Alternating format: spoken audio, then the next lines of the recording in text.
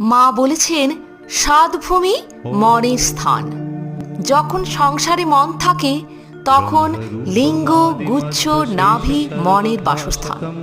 মনের তখন ঊর্ধ্বদৃষ্টি থাকে না, কেবল কামিনী কাঞ্চনে মন থাকে। মনের চতুর্থ ভূমি হৃদয়, তখন প্রথম চৈতন্য হয়েছে আর চারিদিকে জ্যোতির দর্শন হয়। মনের পঞ্চম ভূমি কণ্ঠ। মন যার কণ্ঠে উঠেছে তার অবিদ্যা অজ্ঞান সব গিয়ে ঈশ্বরের কথা বই অন্য কোনো কথা শুনতে বা বলতে ভালো লাগে না। মনের ষষ্ঠ ভূমি কপাল। মন যেখানে গেলে অহর্নিশি ঈশ্বরীয় রূপ দর্শন হয়।